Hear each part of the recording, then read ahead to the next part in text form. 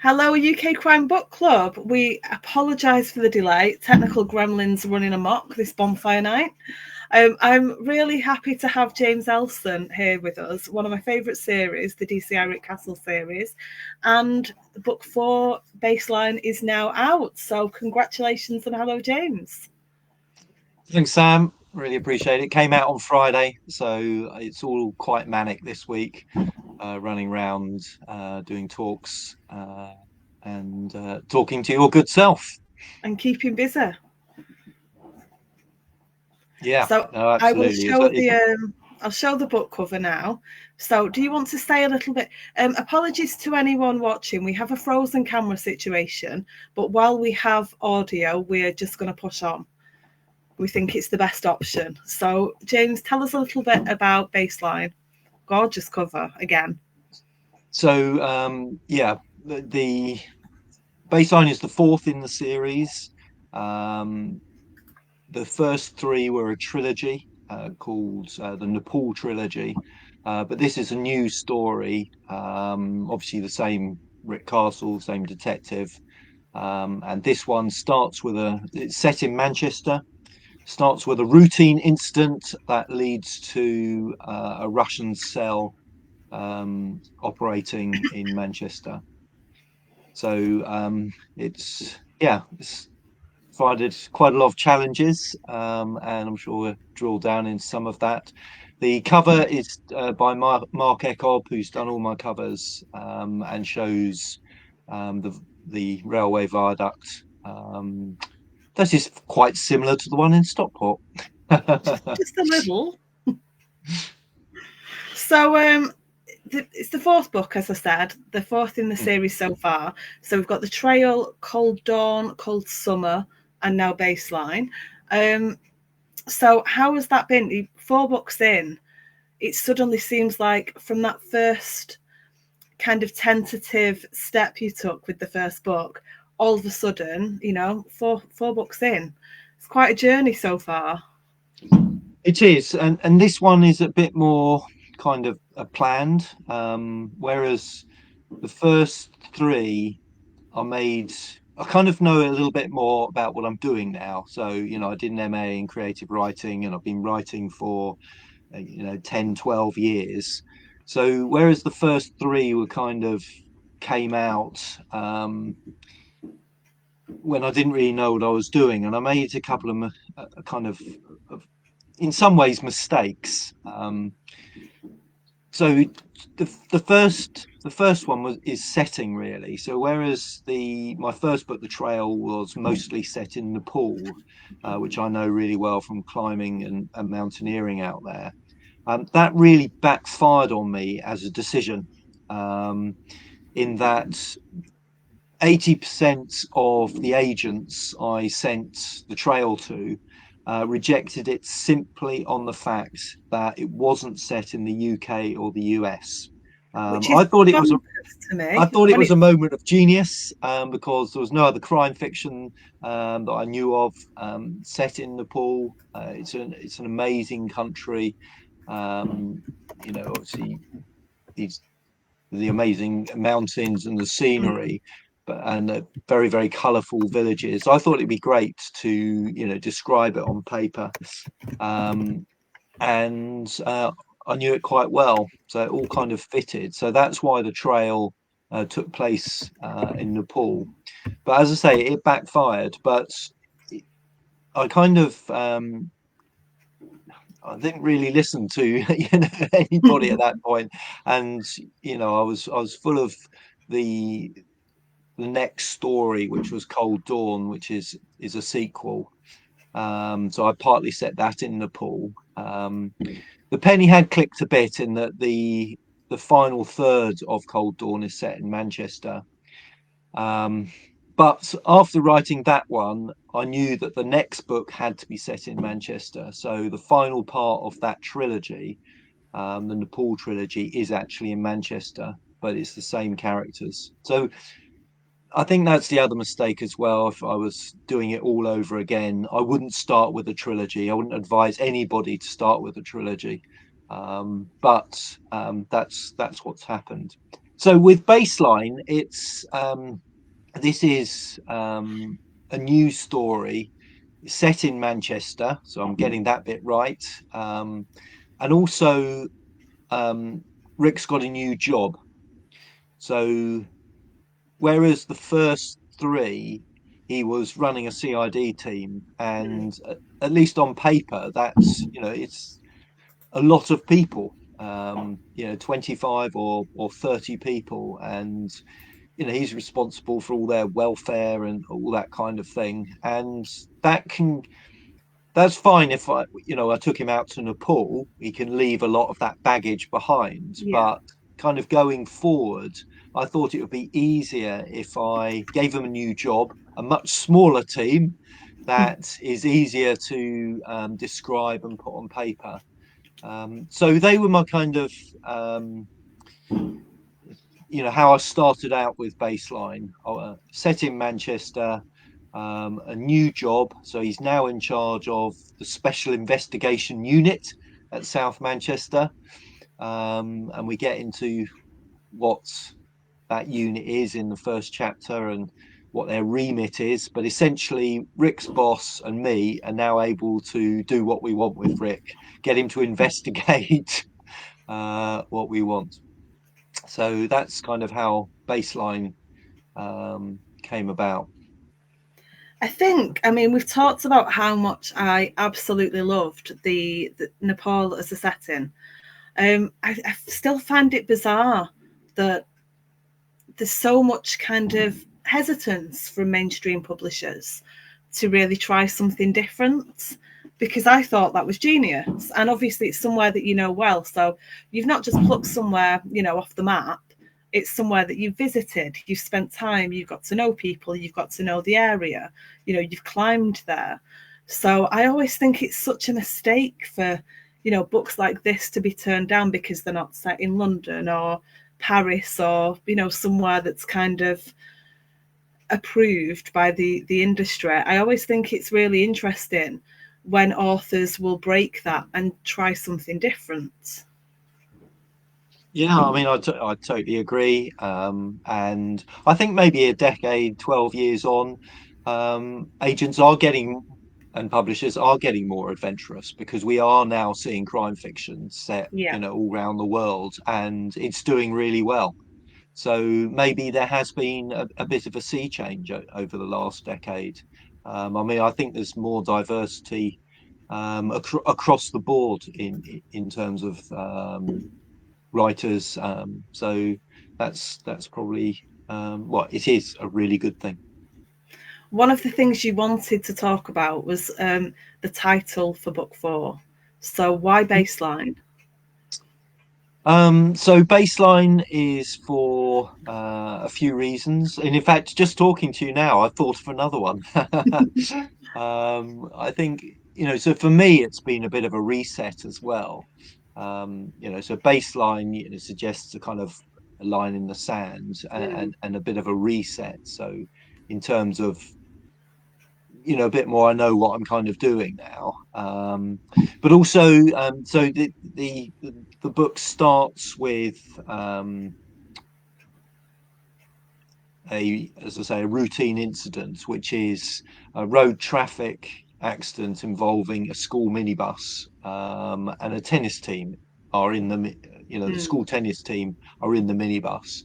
So Baseline is obviously using some of tennis's lexicon. Um, and I think perhaps the deeper reason for calling it Baseline is that for Rick's still seeing his psychotherapist, so he's still traumatized from, although he might not admit that to himself, he's still suffering from issues that have cropped up in his career to date. So he's You still have to be seeing, careful about what you say, don't you, so you don't give anything away. yeah. So yeah, he's still seeing a psychotherapist, and they there is some sessions, and he really digs into, or he doesn't. He just often doesn't really say very much at all. But Emma, his psychotherapist, digs into what it is in his past and the effects that's having on him. So again, that felt like a bit like a kind of line in the sand, really getting to grips with his issues. So that's where baselines come from. I'm really sorry if you can hear all the fireworks. I feel like it's not going to stop all night again. So I apologise. I don't know if you can hear them because of my earphones, but Donna's saying that you look odd. So I'm assuming that means that everyone's got a blue screen for you. I can see an image of you and I keep copying you without realising and doing this and then sitting back. But Is so I that don't the know image which you've got? you've got. Yeah, that's what I've got. Yeah. So at least we can hear you though. So Yeah. hello to everyone who's watching. And yeah, we're sorry, but we're not attempting to touch any of the software tonight. It took us 15 minutes to get here. We are quite happy. So if it's a blue screen, as long as you can hear James and we've got subtitles, we are happy. We are good to go. I wanted to ask you about, so last time you were here, we discussed Cold Summer Book 3, and you had a change in publishing circumstance. So how have you found the process now with Baseline Book 4? So I mean, pretty much I did exactly what I did with Cold Summer. Did you So find I've it used easy this time because you've done that before now? yes, a Good. lot easier. Okay. And I've used all the exact same people. So Eve Seymour, who's I don't know if you've ever interviewed her. You might have done. So she writes No. crime um, in her own name. So she's my editor, Yeah. and then Mary Cheshire's the copy editor. So they are responsible for um, a lot of the heavy lifting on the book. And then Mark Echob is cover designer. And then used same typesetter, Andrew Chapman from Prepare to Publish. Yeah. He's absolutely brilliant. Same printers, same distributors. It's been the same process, and I've got all my notes from last year, and I did kind of go through the ringer last year as I Yeah. put it together. Um, but yes, easier the second time. Good. Things that you learned from last time, other than the fact that you've obviously kept meticulous records, so you know exactly what you're doing. Is there anything else that you learned last time that you didn't know that you've remembered this time? Um, no, I can't think of anything But that's good. That's what we want immediately. to hear. As much as we want answers, that's a good answer to have. Yeah, There's a debate yeah. going on about fireworks. Have you got any near you, James? No, we live quite a long way out of the village. Oh, of course, yeah. So yeah, it's pretty quiet here. So yeah. Donna Morfitt's saying it's silent. She doesn't have any there. Sarah Blackburn's saying even in the countryside of County Durham, she has fireworks. She's away. She knew it would be bad, and her dog Domino's not great with noises, which is always an issue, isn't it? So many of us, you know, humans, pets, we don't like the bangs. Could just do with the light, but that's not a debate for tonight. It really isn't. I wanted to ask you, have you actually watched the series yet? Because for anyone who doesn't know, you have DCI Richard Castle, and there is a series called Castle, an American TV series, where their Rick Castle is an author who works alongside the NYPD. And you hadn't watched last time we spoke. Have you watched any of the episodes yet, or have you looked it up Still, at all? I still haven't. No. Yeah, no, I'll put that on the list. No, you won't. You said Um, that last time. You're too busy. So tell everybody about kind of everything that you do, because you write, but you have a whole other thing going on. And we'll get to the bees. I want to save the bees for in a few minutes. But what's your day yeah, to day, life like? it's pretty manic. Yeah, you're absolutely right. So I mean, I do two other things really. We've got a small holding with a few acres, and we're just about self-sufficient in fruit and vegetables. Um, Fantastic. my real passion are fruit trees, particularly apples. Mm. I'm aiming for 100 varieties of apple, and I've got about 80 at the moment. So, And anyone who you know, follows your author page will be able to see different types of apples at different points of the year, hmm. won't they? Yeah, no, I do post quite a lot of photos of my apples.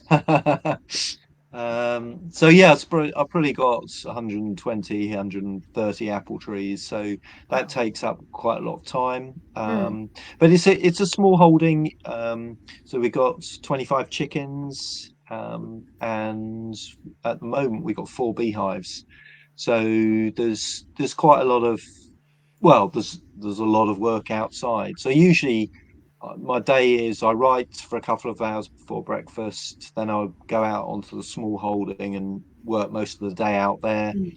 then come in and then write for another couple of hours before dinner. So it's a good mix of the physical, um, cold and wet. I mean, what they say about Hayfield where I live is it's 3 months winter and 9 months rain. So it is often a bit miserable outside. But it's plenty of time to think about my characters and mold my plots.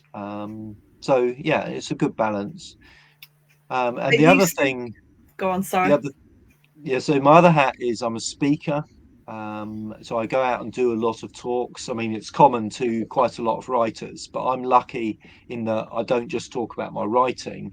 Um, Mm. I have I have maybe a dozen talks, some on writing, some on my mountaineering experiences. So I do a talk on the Matterhorn, a talk on climbing Amadablam, which is a pretty big mountain in Nepal, known as the Matterhorn of the Himalaya, in fact.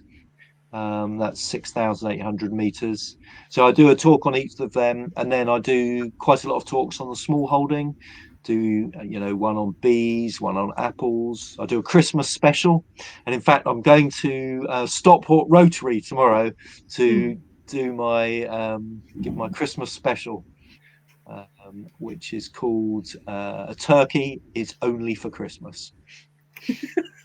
I like that. Donna said, I'm going to get to the bees and you're going to do a reading for us, which I'm really excited Hmm. for. But Donna's asking, what's most satisfying, growing a successful crop of something or getting a book published? Uh, I mean, It's like, getting there's no to easy answer to that, is there? Baseline was published on Friday, and that was, very, very exciting and represents an awful lot of hard work over the previous year. Mm. Um, I wrote the first draft for Baseline 3 or 4 years ago, um, then rewrote it substantially last year. So I came into this year with what I thought was a pretty good manuscript. Sent it off to my editor, Eve. She had other ideas. Editors often So do. sent it back with quite a lot of her thoughts. So I then had another go at it hard for about another 4 months. Um, and then and that's I mean I've poured hours into it, hours and hours. So I think when you do get to publish it, that really feels like um, a major achievement. Definitely worth a beer. Um, Absolutely. but yeah, I mean, there are um, some really good moments on the small holding. Maybe taking the honey crop each year is perhaps one of the most amazing things. So this year we did that. I think it was about mid-September, and to open up the hive, and I mean I can hardly carry the super of honey back up to the house. So a super is perhaps about 15 kilos of honey, Ooh.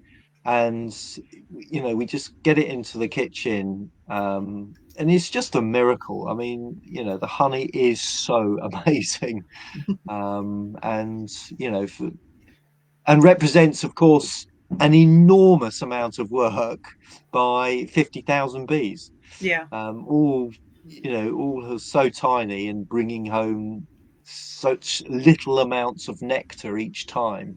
And so the honey in the kitchen represents tens of thousands of journeys. So that is, it's an amazing moment. Donna said, "Sorry for the evil question, but we have to keep you on your toes." Oh no, she didn't even say sorry for the evil question. She said, "I know it's an evil question."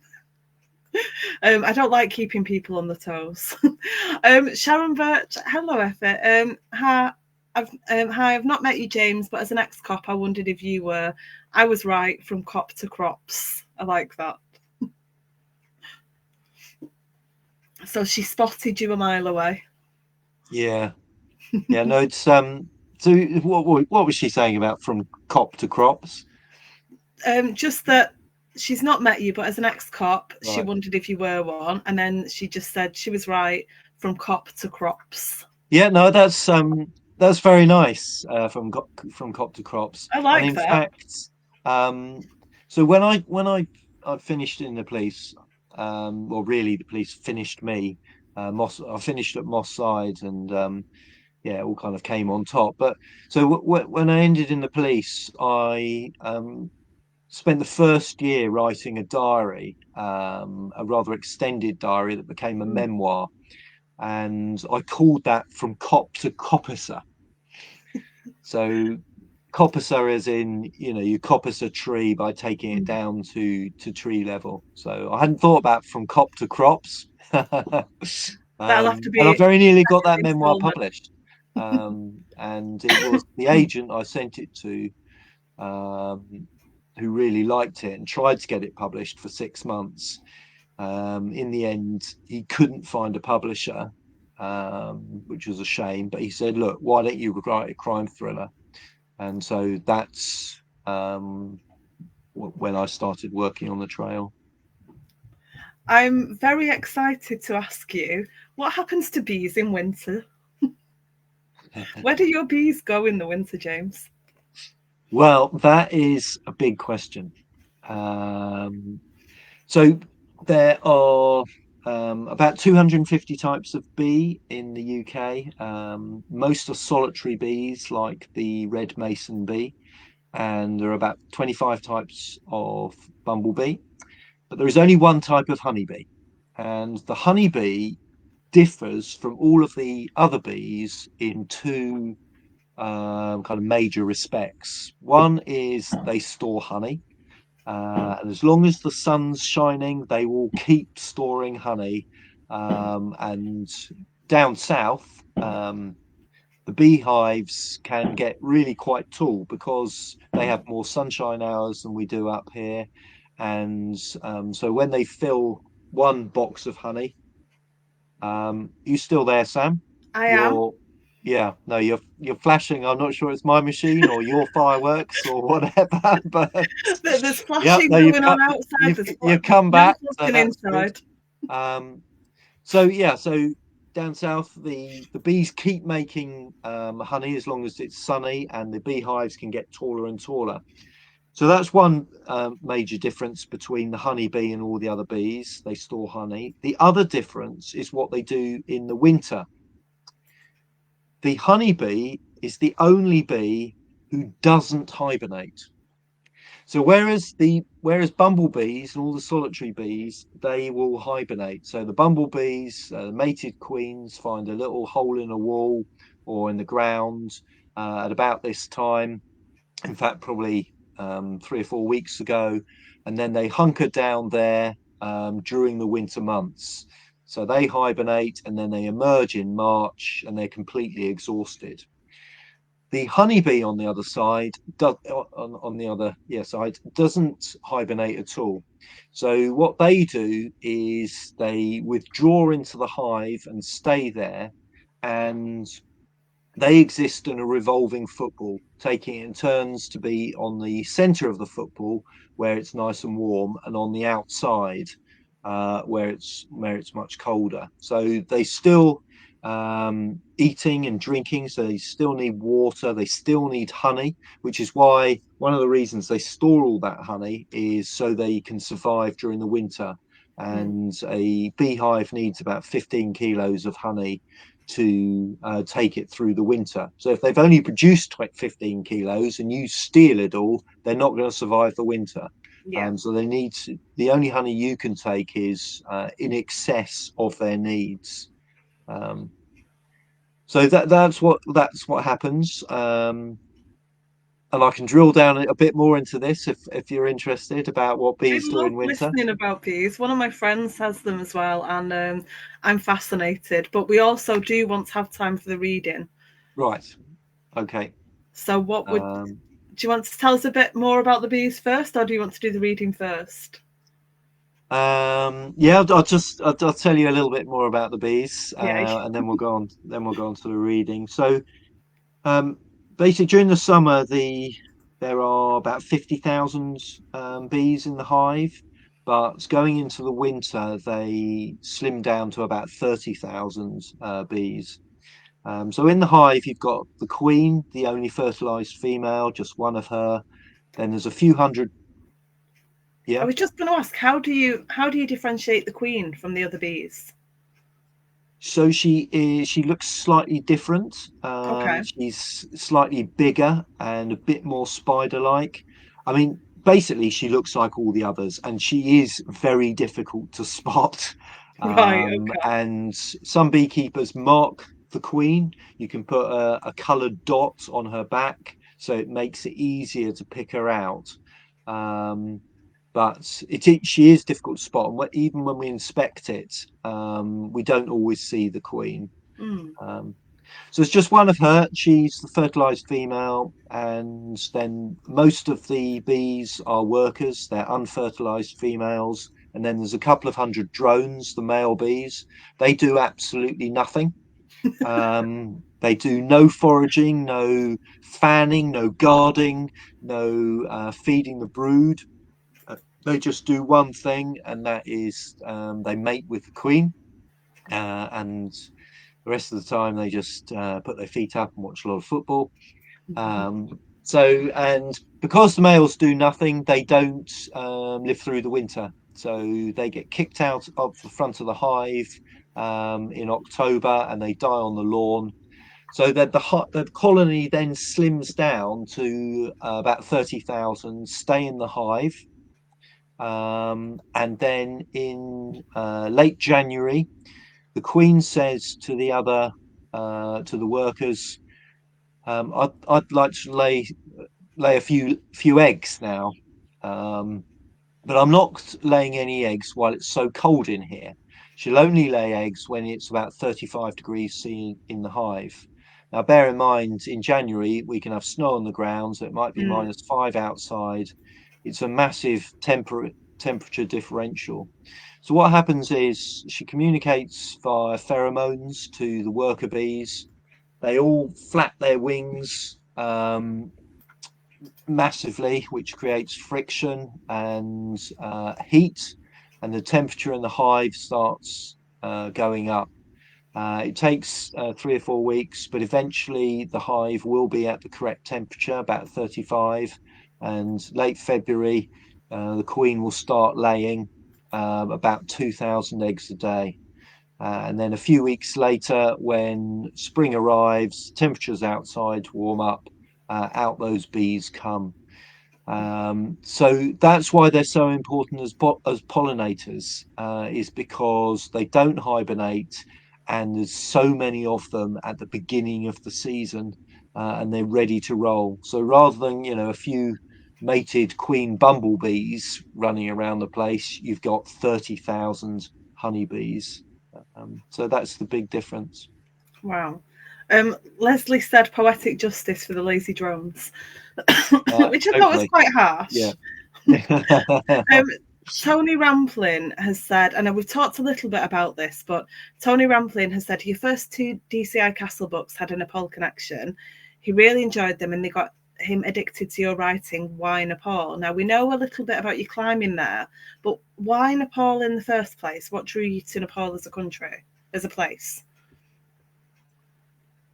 Well, it's an interesting question. It actually goes back a long time. The first time I went to Nepal was when was at university, and I went on a research expedition. So I did geography at university, and somebody I didn't really know very well, a friend of a friend, was putting together a team um, of about 10, 12 people to go out to Nepal and do some research, stay in a village for basically our holiday, about 6 weeks, and do some research in the village. So yeah, I thought this was an amazing idea, Mm, and it was a great it was a great trip. I mean, I fell in love with Nepal. It really is the most amazing country, and the people are just so lovely.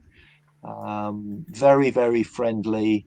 The kids, followed us round the villages, and it's a fairly basic subsistence lifestyle, but it's the prayer flags are very colourful, and then of course I think at the end of the trip we did a trek, and we went up into the mountains and got to see some of the most incredible scenery on the planet. I think Nepal provides the best walking on the planet, mm, simply for the reason that it's how the locals get around. So once you get into the foothills, there are no roads, mm, and everybody just walks. So the Sherpas are like the HGVs of the hills. They carry everything um, up into the hills. So whether it's toilet rolls, beer, or chickens, or whatever it is, it needs to be yomped up into the hills. So you get overtaken by these really quite small men, in often wearing tiny Wellingtons. They've calves of steel, and they might carry a load of 50 kilos, and they kind of saunter past you whistling. It's an amazing country. So I mean that's one of where I fell in love, and then 4 or 5 years later, I started getting hooked on climbing, and I went back there 5 or 6 times to go climbing. I've been there with my mum. We did a mm. big trek. I've been there with Sarah, my wife. So yeah, it's a phenomenal country. If people listening, get a chance to go on a trip there, you won't be disappointed. It's really fantastic. And your love for Nepal really does come through in the story. So if you haven't started at the beginning yet, please go back and start this series from the beginning. I would like you to ask you to do your reading now, because we've got about 10 minutes, and Hmm. I need to stop stroking my chin. I feel like I'm just copying you without meaning to. But you wanted to do a reading, and I always love it when authors offer to do a reading. So which bit are you going to read from? I'm going to read from chapter one, but chapter one is it kind of in two halves. Mm. The first bit is actually set in an apiary. So Rick meets his boss in an apiary, but I'm going to read the second half of the chapter. He's on the he's driving back from the apiary, having just met up with his boss. And that's So Robbo. that's right, yeah. Um, Superintendent Robbo. So it's about 3 pages long, 3.5 pages. Is that okay? I'm going to sit back and enjoy. So here we go then.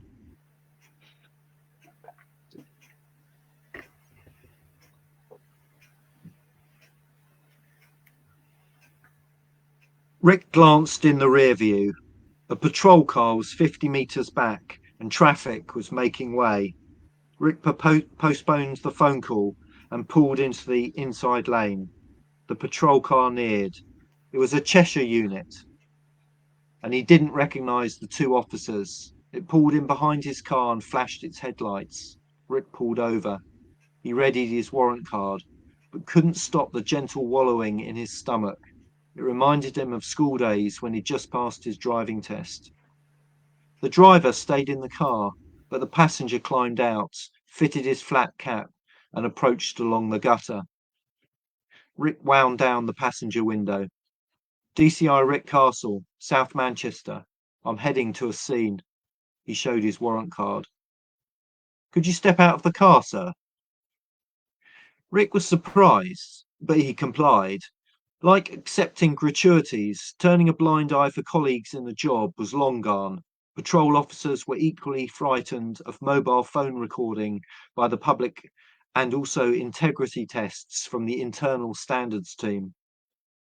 The two of them stood on the pavement, each jockeying for position so they could keep eye contact on the driver of the patrol car. I really am on the way to a scene. Be that as it may, DCI Castle. The Cheshire officer was skinny, plug-eared and mid-career, which was a dangerous combination of resentment and boredom. But please let us do our job. We've stopped you because you committed a moving traffic offence, namely not being in proper charge of your vehicle by using your phone. And I can now smell alcohol. No, you can't. Rick cupped his mouth and checked. His breath smelt of coffee, not alcohol. The patrol officer beckoned his colleague forward. Traffic slowed as it passed, occupants peering out of the windows. The driver slouched up. He was a much older man, hadn't bothered with a hat, and his fluorescent jacket had no epaulets. End of career. Looking forward to walking the dog and reading the paper all day. Rick was 3 ranks senior and tempted to chew them out. The first PC had made a mistake in the law. Rick's phone was secured in a cradle. The second PC looked and acted unprofessional. But Rick was also tempted to see how the stop developed. There was a whiff of unfair play. Horseplay, maybe. But foul play was also possible and begged the question, why? Breath test, said the first officer. His older colleague pulled out a kit and fitted a tube. He explained the procedure badly and incorrectly. Rick blew. He knew he was under. He hadn't had a beer for 3 days. 3 giggling schoolchildren walked past, then an old woman, scowling at Rick as if he'd stolen a charity box. All done? Said Rick. The second officer glanced at the device and shook his head. We're going to search you, said the younger officer. With what grounds? Have you forgotten who I am? That I know the criminal law as well as you? Much better, he would wager. You committed a moving traffic offence. You've tested negative for alcohol, so we now suspect drugs. The younger man looked at his older colleague. The latter shrugged. Your eyes are dilated. Rick laughed out loud. He couldn't help himself. The 2 officers were pre-programmed, but perhaps every member of the public thought that, when grounds for a search seemed dubious. Again, he decided to let the incident play out. A few minutes later to the scene of the minibus wouldn't make any difference. The driver stood with Rick while the younger officer began searching his car. He'd not bothered or thought to search Rick. Again, it seemed by design. The officer half-heartedly looked in the boot, moved Rick's scene kit around, turned his Wellingtons upside down. He walked round, putting on blue sterile gloves, seemingly as an afterthought, and opened the front passenger door. The younger officer searched the door pocket and peered under the seat. He opened the glove box and removed the wedge of forensic gloves and exhibit bags, the logbook, a packet of tissues, Maggie's hairbrush. What's this? The PC held up a package the size of a large box of matches, wrapped in multiple layers of cling film. Rick felt a stab of heat. I've never seen it before. I'm arresting you for possession of drugs with intent to supply, said the PC, pulling out his handcuffs. This is a setup. Hands. Rick considered his options. He could refuse, demand a senior officer attended the scene, or resist physically and make them use force, cause a major incident, and undoubtedly make things worse. Or he could surrender and argue in the custody suite.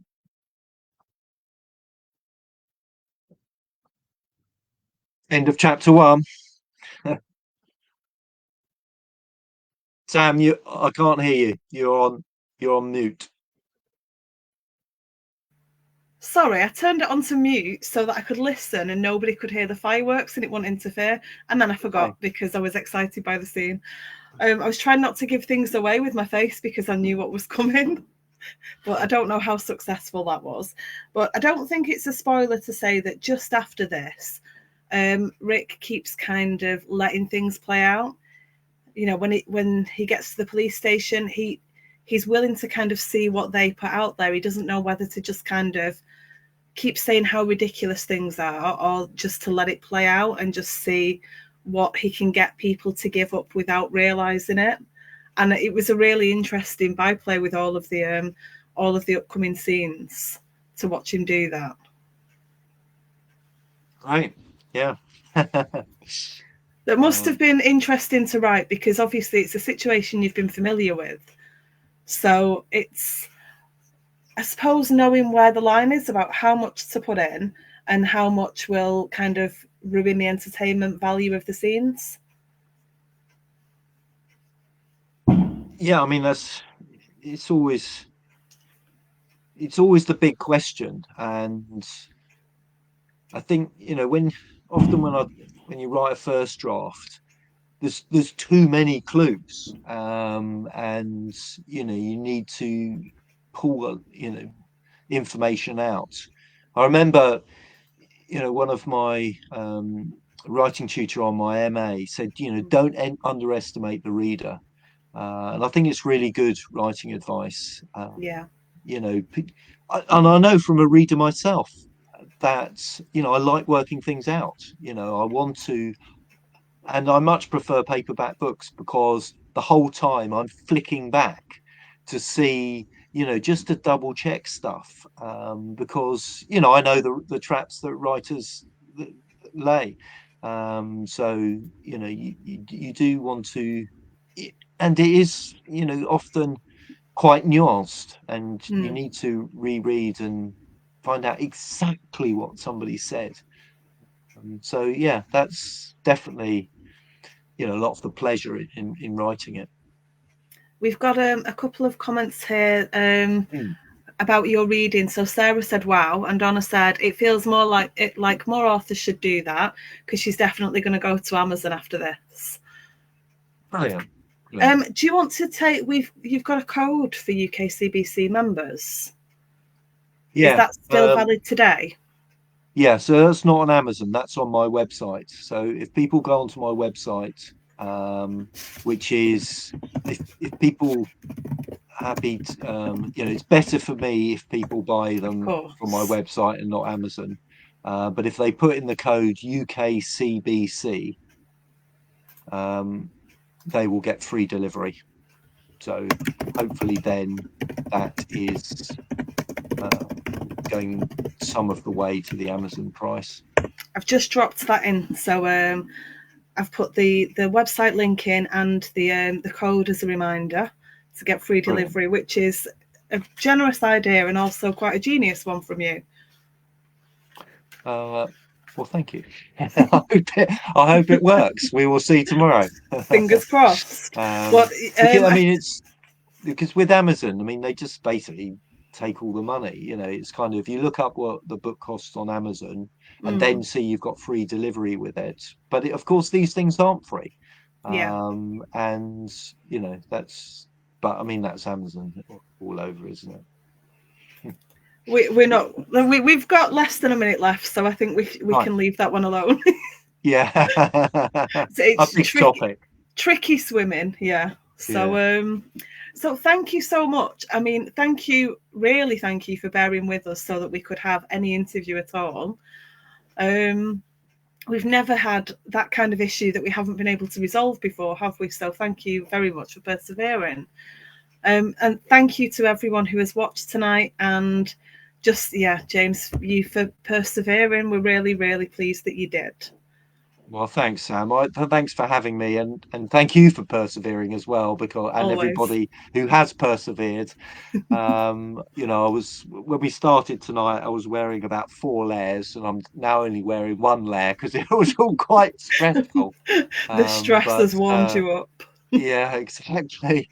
But no, thanks, Sam. I really appreciate your time, and yeah, it's been a really nice. I love talking about my bees and my books. I love hearing about the bees and the books. You know, it's one of my favourite series. So this is it's been really fun. Throw bees in as well, and I know I'm wildly I'm a wild person, clearly, books and bees, but I think it works.